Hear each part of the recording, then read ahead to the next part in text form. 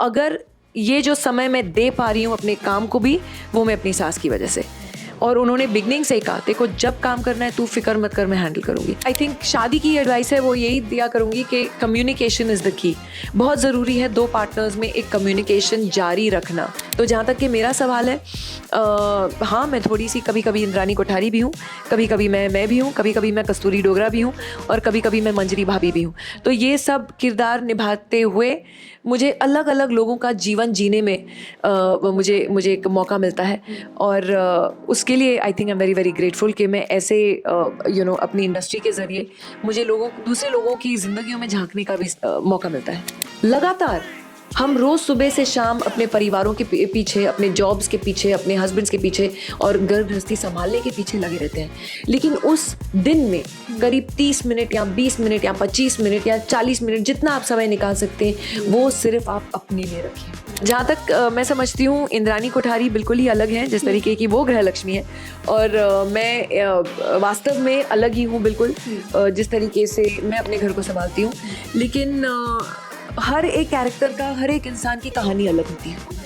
हर एक हमारी जो घर को संभालती है, गृहस्थी को संभालती है, उनकी हर सर्कमस्टेंसेस, सिचुएशंस अलग होती हैं, और इस तरीके से हम कर्मा कॉलिंग में इसी की बातें कर रहे हैं।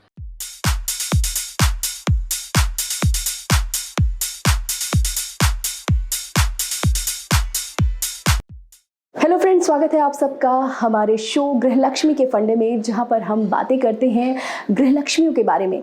गृहलक्ष्मी का जो है वो अपना फंडा होता है, किस तरह से वो घर को बैलेंस करती हैं, किस तरह से वो वर्किंग होकर भी सारी चीज़ों को जो है वो मैनेज करती हैं। उनका जो है एक फंडा होता है। गृहलक्ष्मी जो है वो सभी चीज़ों को बहुत ही अच्छी तरीके से सबके सामने पेश करती है। मेरे साथ इस वक्त जो गृहलक्ष्मी हैं वो बहुत ही कमाल की हैं। वो बहुत ही खूबसूरत हैं, आप सब जानते हैं उन्हें। वो हैं मस्त मस्त गर्ल, बॉलीवुड की मस्त मस्त गर्ल रवीना टंडन, जो कि एक बॉलीवुड एक्ट्रेस तो हैं ही, लेकिन इसके साथ साथ वो परफेक्ट बहू हैं, मॉम हैं और वाइफ भी।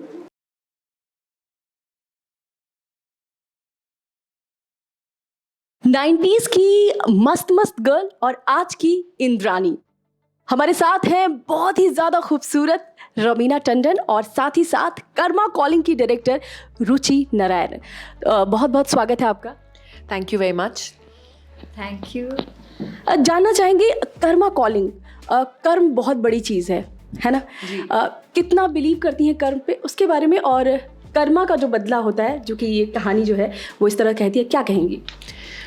मेरा बिल्कुल विश्वास है कर्म पे, और मैं समझती हूँ, और जैसे कि हमारा डायलॉग भी है जो लगातार बजते रहता है थ्रू द शो, जब आप देखेंगे कि ईश्वर से तो हम सब डरते ही हैं, लेकिन ईश्वर तभी भी माफ़ कर देते हैं। लेकिन कर्म ऐसी चीज़ है वो कभी माफ़ नहीं करता। और क्यों? क्योंकि ईश्वर जो हमारे हैं, he is all forgiving, he is God, right?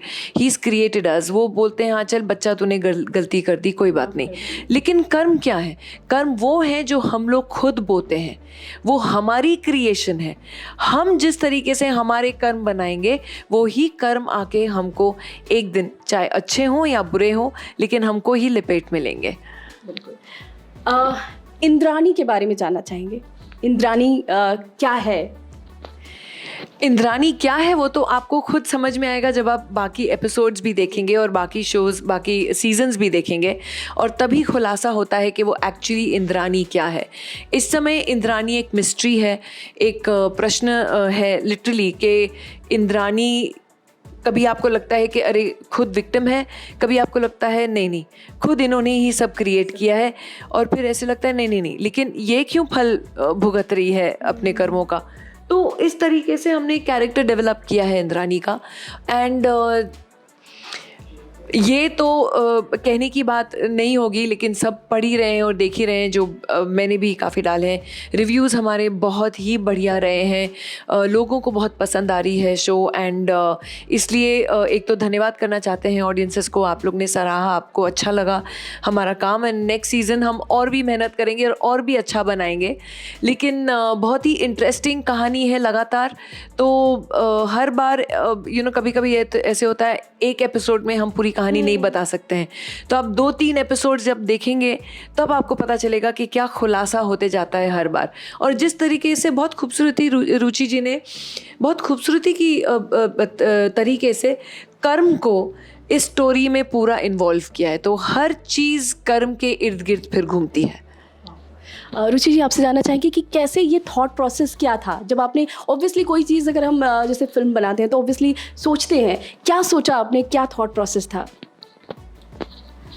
Hello, पहले तो I want to thank everybody for watching. जो मैंने सोचा, एक्चुअली मैं भी कर्म में बहुत विश्वास करती हूँ, क्योंकि मुझे तो लगता है मैंने बहुत अच्छा किया, तो अच्छी चीज़ें मेरे साथ होनी चाहिए। हो रही है।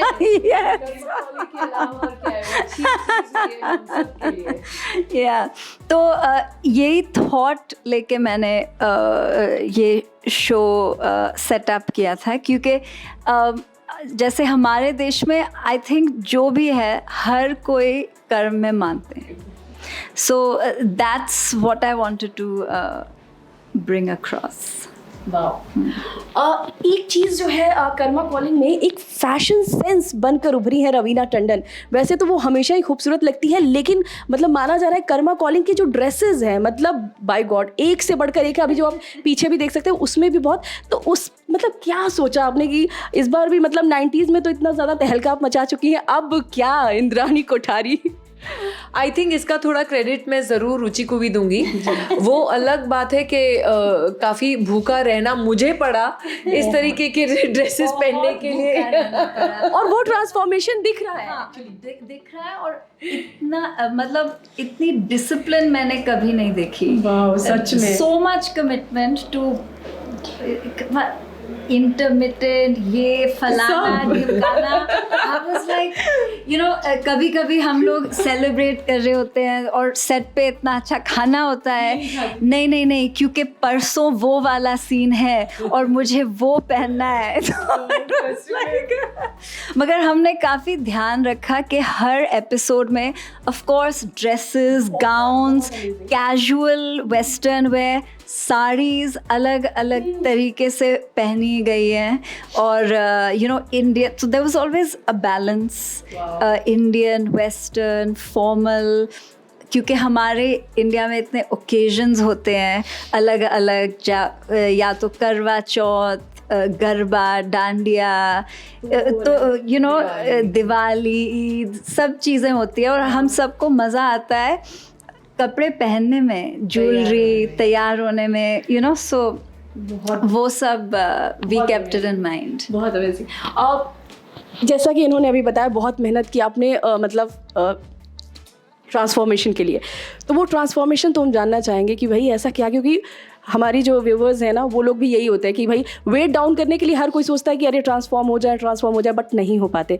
तो आप थोड़ा सा देखिए, मैं समझती हूँ स्पेशली जितनी हमारी महिलाएं हैं जो घर गृहस्थी भी संभालती हैं और अपना जॉब्स भी संभालती हैं, और उसके बारे में उस विषय के बारे में मैंने अरानियक में भी काफ़ी बात की थी। हम जब अरानियक के लिए आए थे तब आई थिंक आप लोग ने ही किया था, गृह लक्ष्मी ने भी किया था, क्योंकि ज़्यादातर देखा जाता है कि औरतों के ऊपर ही पूरा बोझ आ जाता है घर गृहस्थी संभालने का, अपने बच्चों का, उनकी जिम्मेदारी लेने का, अपने पेरेंट्स और अपने इन लॉज की जिम्मेदारी लेने का, वाइल हम आदमियों को छोड़ देते कि नहीं आप लोग सिर्फ अपने काम के बारे में सोचिए, पर बाकी पूरा बैलेंस हमको करना पड़ता है, चाहे हम भी जॉब कर रहे हो या हम भी नौकरी कर रहे हो। बहुत कम परिवार होते हैं और बहुत कम ऐसे हस्बैंड्स और बच्चे होते हैं जो अपनी माओ को भी हेल्प करते हैं और बोलते हैं नहीं आप जाइए, आप अपनी ड्रीम्स को भी, आप अपने भी जॉब को भी अचीव कीजिए, जो एक्सीलेंस है।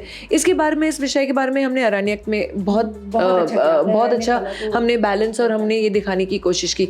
जहाँ तक कि औरतों का सवाल है, मैं उस समय भी बोलती थी हमारी महिलाओं को कि लगातार हम रोज़ सुबह से शाम अपने परिवारों के पीछे, अपने जॉब्स के पीछे, अपने हस्बैंड्स के पीछे और घर गृहस्थी संभालने के पीछे लगे रहते हैं, लेकिन उस दिन में करीब 30 मिनट या 20 मिनट या 25 मिनट या 40 मिनट जितना आप समय निकाल सकते हैं वो सिर्फ आप अपने लिए रखिए। एग्जैक्टली। वो बहुत ज़रूरी है, चाहे आप योग करें या आपको स्विमिंग अच्छी लगती है या आप सिर्फ वॉक के लिए जाएं या आपको लगे कि नहीं आज मैं अपनी मसाज वाली को बुलाऊंगी, बस मैं वो करूंगी, आंखें बंद करके अपने भजन सुनूंगी और मसाज लूंगी, बस मुझे वो करना है।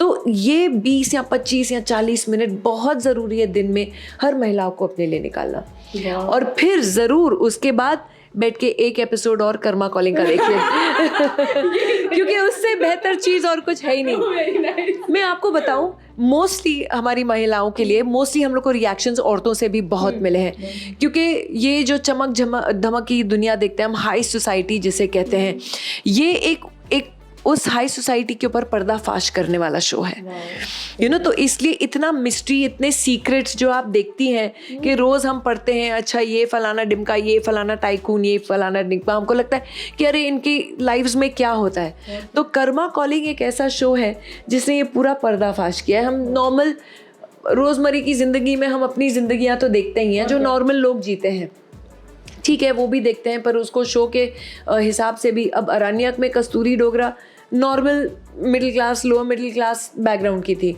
लेकिन इंद्रानी कोठारी किसी और ही दुनिया की है, जहाँ लोग शायद सोचते हैं कि अरे ये कैसी दुनिया है, लेकिन फिर हम दिखाते हैं कि वो कैरेक्टर्स कैसे होते हैं एक्चुअली लाइफ में, उनके साथ भी क्या बीतती है, वो भी क्या करते हैं, क्या खाते हैं, कैसे पहनते हैं, वो तो देख ही लिया आपने, लेकिन क्या छुपा रहे हैं वो एक बहुत बड़ी बात है, एक बहुत बड़ी समस्या भी है।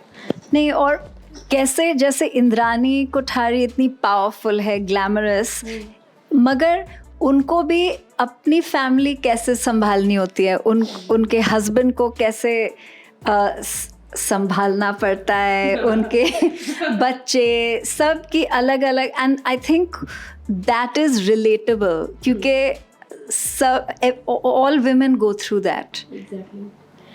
तो वुमेन की बात हो रही है तो जानना चाहेंगे सबसे पहले आपसे, कैसी गृहलक्ष्मी है? जहाँ तक मैं समझती हूँ इंद्रानी कोठारी बिल्कुल ही अलग है जिस तरीके की वो गृहलक्ष्मी है, और मैं वास्तव में अलग ही हूँ बिल्कुल जिस तरीके से मैं अपने घर को संभालती हूँ। लेकिन हर एक कैरेक्टर का, हर एक इंसान की कहानी अलग होती है। हर एक हमारी जो घर को संभालती हैं, गृहस्थी को संभालती हैं, उनकी हर सर्कमस्टांसेस, सिचुएशंस अलग होती हैं, और इस तरीके से हम कर्मा कॉलिंग में इसी की बातें कर रहे हैं। तो जहाँ तक कि मेरा सवाल है, हाँ मैं थोड़ी सी कभी कभी इंद्रानी कोठारी भी हूँ, कभी कभी मैं भी हूँ, कभी कभी मैं कस्तूरी डोगरा भी हूँ, और कभी कभी मैं मंजरी भाभी भी हूँ।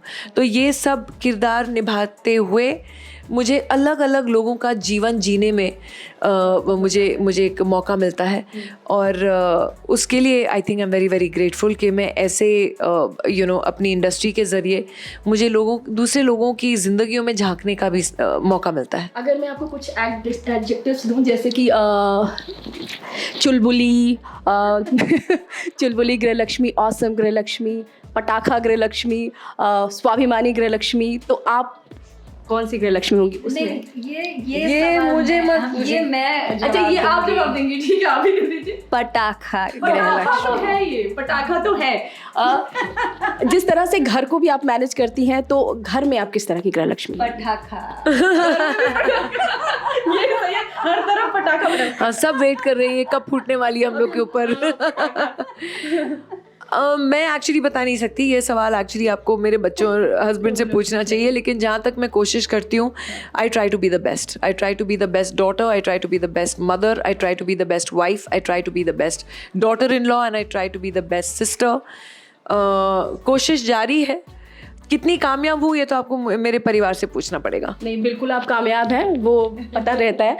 और जैसे कि अभी तो आपकी शादी भी मेरे ख्याल से आपकी एनिवर्सरी आने वाली है 22 फरवरी, तो क्या मतलब क्या कहना चाहेंगे एक सक्सेसफुल, अगर शादी को सक्सेसफुल बनाने का जो मंत्र है? तो जहाँ तक कि आई थिंक शादी की एडवाइस है वो यही दिया करूँगी कि कम्युनिकेशन इज़ द की। बहुत ज़रूरी है दो पार्टनर्स में एक कम्युनिकेशन जारी रखना और एक दूसरे को ग्रांटेड के लिए ना लेना। तो वो जो कम्युनिकेशन है, चाहे आपको चीज़ अच्छी लगी, बुरी लगी, कैसी लगी, ऊट पटांग लगी, जो भी, एक दूसरे के साथ मिलजुल के बैठ के एक दूसरे से बात करना बहुत ज़रूरी है. लव, रिस्पेक्ट हस्बैंड के लिए. Love, trust and respect and faith, again very important. Very nice.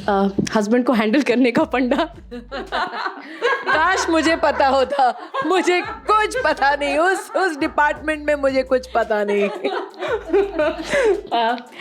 Indrani का जो कैरेक्टर आप सोच रही थी, तो रवीना जी कैसे अचानक से ध्यान में आई, या कोई और आ रहा था?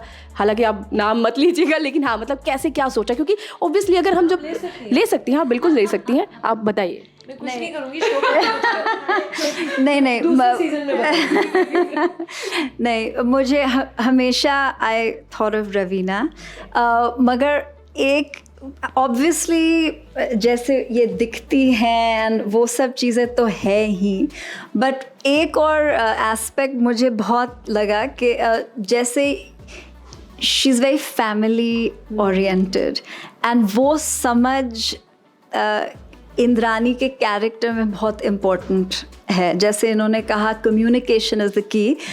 आज तक मैं जब भी रवीना से मिलती हूँ, वो सुबह हो या शाम या 1 बजे रात को, दोपहर को, कभी भी मिलूँ ना, एक बार तो इनके हस्बैंड का फ़ोन आएगा. एंड ये लोग मतलब 2 मिनट के लिए बात करेंगे. उनको पता है कि वो कहाँ है, इनको पता है कि वो कहाँ है. It's very sweet, and I've told both of them कि I've not seen this really, especially हमारी इंडस्ट्री में मैंने तो नहीं देखा है. And I mean touch wood and all that, but it's really amazing, and that's why they're a lovely family, you know, really. चलिए, अभी फैमिली की बात हो रही है, तो थोड़ा, चूँकि हमारा जो व्यूवर है वो फैमिली वाले ही हैं सारे, मतलब हाउस वाइफ्स है, तो मैं ये जानना चाहूँगी कि सास के साथ तो आपने इंटरव्यू दिया है पहले भी, तो आपने बताया है सास के बारे में, थोड़ा सा सास के बारे में, कैसी गृहलक्ष्मी है वो, और उनके बारे में थोड़ा सा bonding and all. I think बहुत लकी होते हैं लोग जिनको उनके इन लॉज भी ऐसे ही मिलते हैं जिस तरीके से उनके पेरेंट्स हों. एंड जहाँ तक कि मैं समझती हूँ, अगर आज मुझे इतना समय मिलता है आज तक कि मैं 1-1 महीना शूटिंग के लिए निकल जाऊं, या 1-1 हफ्ता लगातार सुबह से रात तक शूटिंग करते हैं हम लोग भी कितने और आवर्स शूटिंग करते थे और घर जाऊं, तो अगर ये जो समय मैं दे पा रही हूँ अपने काम को भी, वो मैं अपनी सास की वजह से. और उन्होंने बिगनिंग से ही कहा, देखो जब काम करना है तू फिक्र मत कर, मैं हैंडल करूँगी. एंड आज तक मैं बच्चों को बेधड़क, मतलब, एंड जब हम लोग ने शादी की थी बिगनिंग में, तो कभी मैं भी खुद नहीं कभी चाहती थी कि मैं अलग रहूं, या मुझे एक तो सूना घर बिल्कुल पसंद नहीं है. मुझे एक हरा भरा घर अच्छा लगता है, सब लोग होने चाहिए घर में और सब साथ होने चाहिए, बिल्कुल. एंड तो कभी भी लोग मुझे बोलते थे, अच्छा आपके इन लॉज आपके साथ रहते हैं? मैं कहती थी करेक्शन, वो उनका घर है, मैं और अनिल उनके साथ रहते हैं, अनिल और मैं उनके साथ रहते हैं उनके घर में. तो it is, and I am proud of that, because हम लोग एक जॉइंट फैमिली रहे हैं बिगिनिंग से. एंड आई फील हर एक बच्चे की परवरिश में भी अपने बड़ों का साया रहना साथ में बहुत ज़रूरी है, नाना नानी का, दादा दादी का, बाकी फैमिली का. और तभी एक बच्चा एक होलसम, जिसे नरिशमेंट कहते हैं, एक नर्चरिंग होती है बच्चे की, वो एक स्ट्रॉन्ग फैमिली बैकग्राउंड से आता है फिर बच्चा, और वो खुद सीखता है फिर बड़ों की रिस्पेक्ट कैसे करना. तो एक वो चीज़ जो है वो हमारे हिंदुस्तानी आप संस्कृति में कहेंगे, या कि हम अपने बड़ों की भी देखभाल करते हैं, उनको ओल्ड होम्स में नहीं डालते हैं, और हम अपने बच्चों की भी देखभाल करते हैं. तो we take care of our young and our old, and that is the beauty of the Indian joint family. वाह, मतलब एक सेलिब्रिटी के मुंह से इतनी इस तरह की बातें सुनना, ऑब्वियसली अब जिस तरह का आजकल माहौल है लोग नहीं रखते हैं, लेकिन ये सारी चीज़ें कितनी ज़रूरी होती हैं बच्चों के लिए. अब ये बोलेंगे आपने बच्चों को किस तरह से आप हैंडल करती हैं, फटाफट से बता दीजिए. बच्चों को जिस तरह से मेरे बच्चे मुझे हैंडल करते हैं मैं उनको हैंडल करती हूँ. सो नहीं, टचवुड आप भी मिली हैं मेरे बच्चों से, एंड आई थिंक बहुत ही सुलझे हुए बच्चे हैं, तो इतना मैं कह पाऊँगी ज़रूर. ऐसे बच्चे नहीं है जैसे कर्मा कॉलिंग में मेरे बच्चे हैं, आ गया मेरा मुंडा एक. इंद्रानी कोठारी के बेटे हैं ये, और आपको कैसा लग रहा है इनका बेटा बनके? थोड़ा पैन कर ले। इससे बेटर फीलिंग हो ही नहीं सकती। जब मुझे पता लगा कि रवीना मैम मेरी मॉम बनने वाली है, तो एक तो मैं शौक में चला गया था, एंड आज तक मैं लोगों को बोलते आ रहा हूँ कि नहीं वो मॉम ही है मेरी। जैसे मेरा कितना प्यारा सोना मुंडा है। इतना सोना मुंडा है और इतनी हॉट मॉम, बताओ। लुक्स तो आएंगे ही ना, वो तो है ऑब्वियसली। मेरे जेनेटिक्स है। जेनेटिक्स है ही अच्छे, तो क्या करेंगे। अच्छा ये इतना चलो अब इनके बारे में भी बात कर लेते हैं। इतना सोना मुंडा जो है वो रमीना मैम के बेटे के रूप में कैसे आपने चुना? वरुण ही क्यों? मुंडी ऊपर करना। वरुण सूद का जैसे ही मैंने स्क्रीन टेस्ट देखा ना, आई थिंक मुझे बहुत सारे स्क्रीन टेस्ट मिले, इसका दूसरा या तीसरा था। I was like lock him. यही हो सकता है। I mean of course Varun ने जो टेस्ट जो सीन किया, आई मीन हालांकि it was you know he is not done a fiction acting as yet. This is his first kind of acting debut. तो but he worked so hard on it. उस सोच के पूरी तरह किया था. तो and of course looks wise and everything, I loved his vibe. Wow, very nice. बस फटाफट से अपना ब्यूटी मंत्रा दे दीजिए और ब्यूटी फिटनेस दोनों ही दे दीजिएगा, क्यों हमारे लिए बहुत मेरे फटाफट ही होगा, क्योंकि मैं समझती हूँ आपका दिल साफ है, आप दिल से खूबसूरत हैं, वो आपके चेहरे पे आ ही जाता है। जैसे देखिए आपका फेस, खुशी छलकती है, बस वही रहनी चाहिए टचवुड लाइफ में। और फिटनेस तो बोल दिया ना मैंने, 40 मिनट निकालो, योगा करो, वॉकिंग करो, वो करो। अच्छा ठीक है। और फैशन के लिए? Fashion do what you are comfortable in. मैं फैशन ट्रेंड्स फॉलो नहीं करती हूँ, क्योंकि कभी कभी जो किसी और के बॉडी को सूट करता है वो मेरे बॉडी टाइप को शायद ना सूट करे, तो मैं नहीं, क्योंकि ये फैशन में मैं पहनूंगी, जैसे भी मैं भद्दी लग रही हूँ लेकिन मैं पहनूंगी, वैसे नहीं होना चाहिए। I think you should wear something जो आप कंफर्टेबल हो और आप उसमें एलिगेंट लगे। Grihalakshmi wow, so elegant, so beautiful, just looking wow. हाँ अच्छा, मैं कह रही थी गृहलक्ष्मी व्यूअर्स के लिए मैसेज को बढ़िया सा मैसेज। गृहलक्ष्मी के व्यूअर्स के लिए पहली बात तो मेरा बड़ा लंबा एसोसिएशन रहा है गृहलक्ष्मी के साथ, और मैं बहुत खुश होती हूँ जब भी मैं गृहलक्ष्मी के लोगों से बात करती हूँ। लेकिन इस समय मैं आप लोगों को कहूँगी ज़रूर हमारा शो देखिए डिज्नी प्लस हॉटस्टार पे, कर्मा कॉलिंग। लोगों को बहुत अच्छा लगा है, पसंद आया है, और मैं गृहलक्ष्मी के सारे जो दर्शक हैं और जितने सब्सक्राइबर्स हैं उनसे मैं पर्सनली सुनना चाहूँगी उनका फीडबैक कर्मा कॉलिंग देखने के बाद। Thank you so much. Ma'am आप भी बता दीजिए। Thank you so much for having us. और कर्मा कॉलिंग आप देखिए, कर्मा कॉलिंग में बहुत ऊपर नीचे चीज़ें होती हैं और उसमें होपफुली आपको भी मज़ा आएगा। और मैं एक और चीज़ बोलना चाहती हूँ कि ये मेरा बच्चा है और कर्मा कॉलिंग में ये मेरा बेटा है। इसके लिए आप जितनी महिलाएं, आप लोग को रिश्ते भेजने हैं, लड़कियां हैं जो देख रही हैं, रिश्ता भेजना है, तो मैं सास यहाँ पे मैं आपकी सास बनूंगी, तो ज़रूर आप रिश्ते भेज सकते हैं @कर्मा कॉलिंग जो डिज्नी प्लस हॉटस्टार पे है, और मैं ज़रूर देखूंगी और फिर चाय पे आऊँगी ज़रूर। क्या कहेंगे आप? मॉम ने डिसाइड कर ही लिया, तो मैं क्या कह सकता हूँ। कितना प्यारा बच्चा मेरा। तो यकीनन आप लोगों को बहुत मज़ा आ रहा होगा इस तरह का हम लोगों ने जो बातचीत की। थैंक यू वेरी मच आप सबका। Thank you for watching Karma calling.